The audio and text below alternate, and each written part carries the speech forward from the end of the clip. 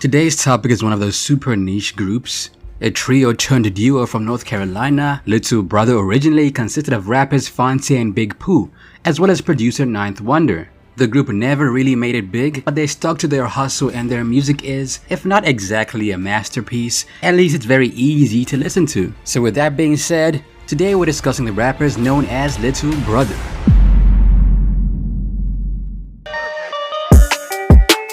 What up guys, Ali here and welcome to Ali Talks Music. Add me on Instagram at Ali Talks Music as well. And don't forget to subscribe and hit the notification bell.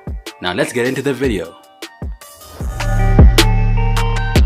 The group did not officially form until 2001, but the seed was planted around 1998 when the individual members of the group met at North Carolina Central University.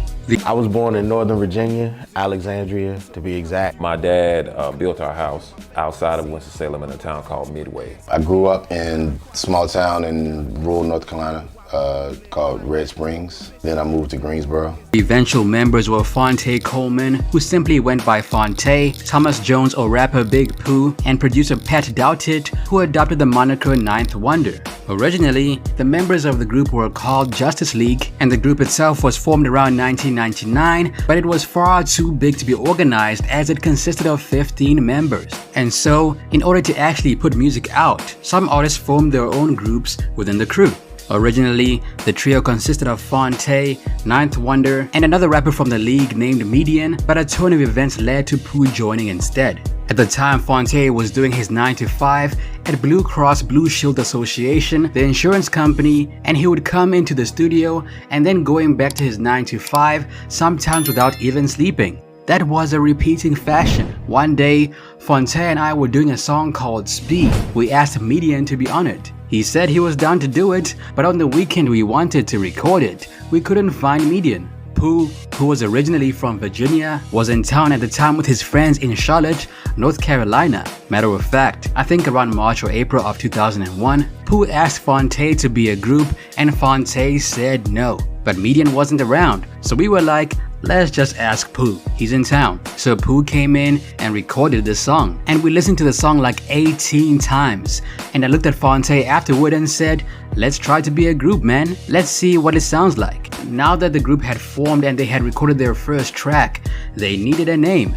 They chose the name Little Brother in reference to the artists they had grown up listening to, like Tribe, Dilla, and P.E., who they considered to be their big brothers in the game. The group began working on their debut album around 2001 and completed it within 4 months before soon getting a record deal. They signed with the indie label ABB Records. Soon after that, they released their official debut single in the form of Atari 2600 in 2002, and the song quickly became a cult hit for its video game-centric lyrics. Atari 2600 is for the children. Wow, it's for the children. The group then released their debut album in the form of The Listening, which came out around 2003 and spawned the singles The Get Up and So Fabulous. Get up, come on, and get up, come on, and get up. This is the Get Up. Although neither the album or the singles charted, the group gained more fame when Jay-Z asked Ninth Wonder to produce a song of his 8th album called The Black Album, producing the song Threat. At this point, the group seemed to be doing well. They even went on their Full Circle national tour. However, just before their album dropped, Phonte was already saying that the group would break up. In a year, it's gonna be over, man. We already got it planned out. We already got our behind the music joint planned out. You know what I'm saying? In another year, we're gonna quit due to creative differences. Ninth is gonna go on to produce gospel plays. Big Pooh is gonna become a Mormon. And you know, I'm gonna direct pornographic films. That's basically the plan. Little Brother's gonna be over in a year tops. Enjoy the listening cause that's it. It's over. Now I'll be honest, throughout the interview Phonte was more distracted than an ADHD kid at a theme park. He kept losing interest in the interview and commenting on things he had seen out of the window, losing track of the interview in the process. Either way, it seemed like the group was doomed from the start. Of course, past one album they did go, and around 2004 Little Brother released their first mixtape called Chitlin Circuit and the single Altitudes. The mixtape went largely unnoticed, but the following year, around 2005, they recorded their first commercially distributed tape, titled The Chitlin Circuit 1.5, featuring the Consequence track I See Now featuring Kanye West, and spawning two singles, namely The Beginning and Nobody Like Me. A few months after their mixtape came out, the group dropped their next album in the form of The Minstrel Show, which came out and sold 120,000 copies and peaked at number 56 on the Billboard 200. The album spawned 3 singles, namely Loving It, Say It Again, and Slow It Down. During this time, all 3 artists were working on their solo careers. They had released 7 solo albums and most of them were released by Ninth Wonder. This is where I think they started to go wrong. Instead of focusing on the group as a collective, their time was split between their own solo careers and the group. Ninth Wonder himself had dropped several studio albums while the group had dropped about 2. This served as foreshadowing for his imminent departure from the group. Around this time, the group got into a minor beef with Young Jeezy's protege, Slick Pula. Allegedly, Phonte didn't like it when rappers made music about drug use, something that Young Jeezy was popular for, and Phonte also referred to Slick as Young Jeezy's snowman mascot. In a fit of rage, Slick challenged the whole group to a battle. He seemed very determined to do it, however Phonte called Slick directly and the pair resolved their misunderstanding. Around 2006, the group released their last project as a complete group. The mixtape was called Separate But Equal, along with the singles Can't Let Her and Macaroni. It's been so many days I tried and it's been so many nights I cried, but shortly after this, they began working on their 3rd album called The Get Back. However, a few months later they announced their departure from the label, as well as fractions within their group, detailing the fact that Ninth Wonder was also leaving the group. We as a group just felt that it was not in our best interest to remain in a situation where our needs were constantly being overlooked. We didn't have an A&R for the Minstrel Show. We don't have any type of relationship with our current A&R. There are just a lot of internal issues that ended up working against us. Little Brother has decided, in the best interest of the group, for Little Brother and Ninth Wonder to part ways. There are no hard feelings and no beef. This is just a decision that had to be made, so all 3 of us could move forward and continue to provide the world with dope music. By around 2007, the group finally released their 3rd attempt called The Get Back. It came out independently, with just 1 track produced by Ninth Wonder. The album spawned the singles Good Clothes and That Ain't Love. But unfortunately, with no major video or radio airplay, the album kinda flopped, selling around 9,000 copies in the first week and peaking at number 89 on the Billboard 200. Strangely enough, even though it was announced that Ninth Wonder was leaving the group, according to him, he was still on it. I'm still part of the group and that's all I have to say. I'm big on what's in the group stays in the group. I've always said the same thing. I'm Ninth Wonder of Little Brother and Phonte is the leader of Little Brother. This is the direction the MCs have decided to take. I've only got 1 beat on the album for now, and if I get more, I do, and if I don't, I don't. Either way, the album was a flop and marked the beginning of their downward spiral. The group then toured with rapper Evidence, and around the same time they released their And Justice for All mixtape, but at this time it was evident that the group members were leaning towards solo careers. Around 2008, Phonte dropped 2 collab albums, The Foreign Exchange, Leave It All Behind with producer Nicolay, as well as another one called Phonte and Zoe and Tigolo Love the 80s. Rapper Big Pooh dropped The Delightful Bars around 2009. But unfortunately, around this point, everyone could see the breakup coming. Around 2008, in an interview, Big Pooh admitted that he and Phonte may never record music again. However, just over a year later, the duo's tune changed, and around 2009 they announced a 4th album to be titled Left Back. According to the group, this was supposed to be their last album. It's been 3 studio albums, a host of mixtapes, mix albums, a gang of label internal group drama, and we still survived through it all. For me, it just feels like a we came, we saw, we made our mark sort of thing. I don't know if there's anything left to prove. Me and Pooh will always make music together in some capacity. When Left Back was announced, the fans were excited to hear another album by Little Brother. However, unfortunately, things took a sudden turn when it was announced that Ninth Wonder and Little Brother parted on bad terms. It all began over a track called Star, which Ninth Wonder produced and was part of Little Brother's earlier songs. According to the story, Star was supposed to appear on the Left Back album, however Ninth Wonder stopped this from happening. Phonte then took to Twitter to share what happened. In any event, I'm not gonna let anything or anybody stop me from getting my music to my fans. Fuck that. Enjoy. And as always, thank you for listening. Alongside the tweet, he offered the song for free download. This sparked a massive back and forth between Ninth Wonder and Phonte, and you could say the tweets got a little bit aggressive. When a fan asked Ninth Wonder why the group was breaking up, Ninth Wonder responded with the following: "Only if they knew the real story." To which Phonte replied, "Well, yell your side of it or shut the f*** up." The conversation then continued with Ninth Wonder responding, "You are not a tough guy. None of us is. So kill that noise. And ain't shutting up."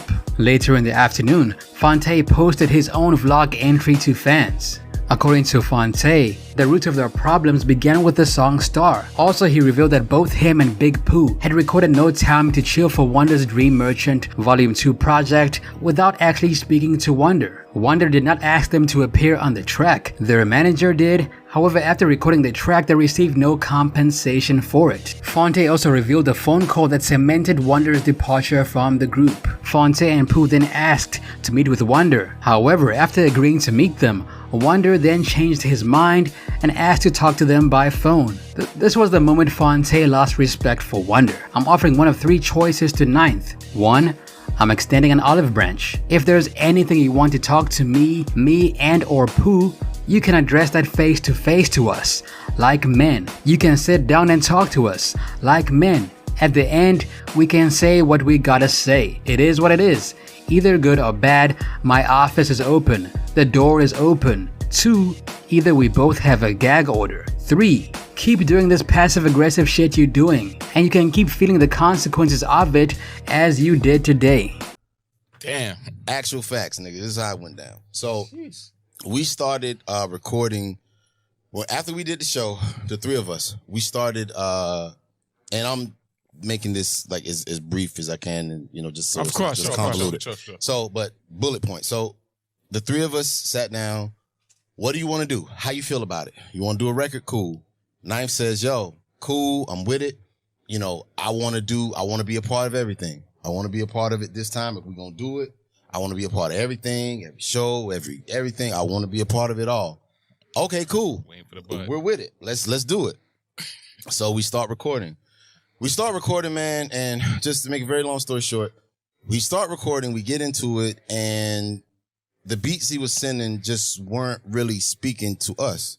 And I'll never go on record and say the beats were bad. It's art. It's subjective.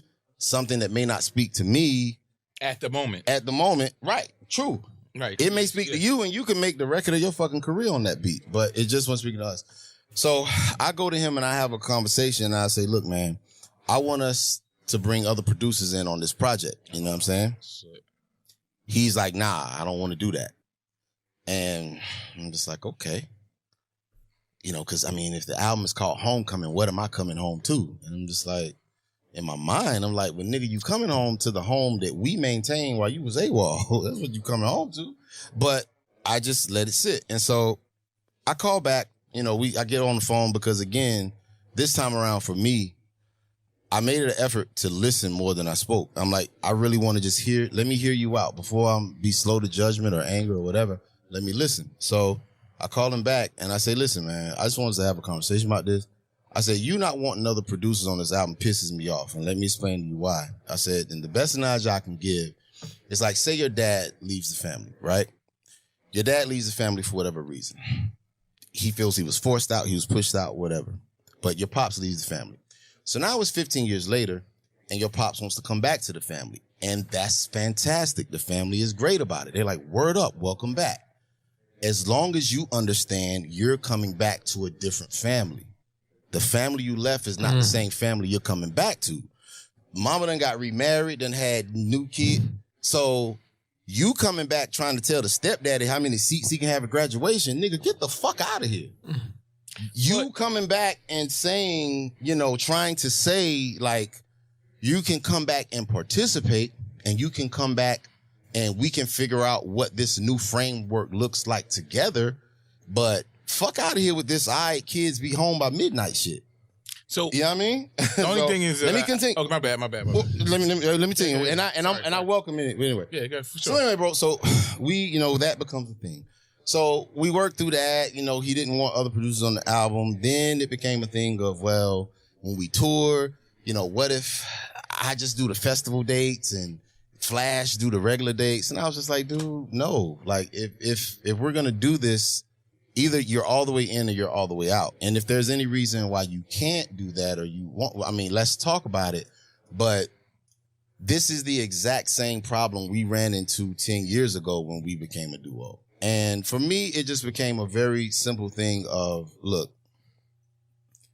for something to happen twice the exact same way, one time is a glitch, 2 times is a feature. Wow. Bars. It ain't nothing else. I see your authentic self. I see what you're about. I see who you're about, and I can accept that. And in my acceptance of that, I feel comfort in walking away from you completely and leaving that alone, because I just don't need just that narcissistic energy in my life. And once we decided to start over, we told them, you can keep, you can take your beats back, whatever. Like, we're going to actually start over. Yeah. So we got like 3 songs in, we did like 2-3 records with him. And once that happened, once we saw where he was with it, we was just like, nah, we're not doing this again. Like, you take your beats, you do what you do, but we ain't doing this no more. Now, after Ninth Wonder's lack of a response to Phonte's ultimatum, the album was released without a hitch. It dropped around 2010 and spawned just one single called Curtain Call. The album performed pretty poorly, selling about 4,600 copies in the first week and peaking at 128 on the Billboard 200. Don't stop, it don't quit, but when it's curtain call, then that's all you gon' get. Shortly afterwards, Little Brother officially announced they had broken up. And that was that. Little Brother was no more, and everyone that was involved started moving on in their own directions. Around 2011, just months after Little Brother performed for the last time in Atlanta, Phonte and Wonder made peace. Phonte shocked fans by posting a picture of them hanging out, proving that their feud had ended and that they had reconciled. Now, around 2016, something happened that formed the catalyst to the group's reunion. Phife Dawg had died. At that point, Pooh and Phonte hadn't spoken to each other in 5 years. After the loss, Pooh and Phonte had a long phone conversation which restored their friendship, and 2 years later the group performed for the first time in 11 years. They performed at the 2018 Art of Cool Festival in their hometown and performed many of their old hits like Say It Again, Loving It, The Way You Do, and Dreams. After this, around 2019, Little Brother announced that they would be releasing a new album. It was called May the Lord Watch and came out around 2019. However, it contained no production from Ninth Wonder at all. Now, according to Phonte, the reason why Ninth Wonder was not on the project was because they were not feeling any of Ninth Wonder's beats. Also, when it came to performances, Ninth Wonder did not want to appear on all of the tour dates. He only wanted to do festivals, and this news did not go too well with the other members of the group. Phonte and Pooh then returned Wonder's beats and started over completely from scratch. The album was then renamed to Homecoming. Now, despite everything that happened, Phonte insisted that there was no beef. We made every effort to do this shit right, to do this together, the 3 of us. We made every effort to be amenable and kind and open. We made every effort to do it with him. But once we saw that it wasn't gonna be able to be done that way, and I stress this 100%, I say this loud and clear, there is no beef, there is just clarity. This smells a bit beefy to me, but whatever. Now, this marks the end of Little Brother. Today the duo are still very active in the music industry. They're supposed to drop a documentary called May the Lord Watch, the Little Brother story around 2023. And on Spotify they have almost 200,000 monthly listeners, and their most listened to songs are Loving It, I See Now, Slow It Down, War, and Black Magic. That's it for me, it's your boy Ali. What happened to Little Brother in your opinion? Let me know down below. Also add me on Instagram at Ali Talks Music. Till next time, peace.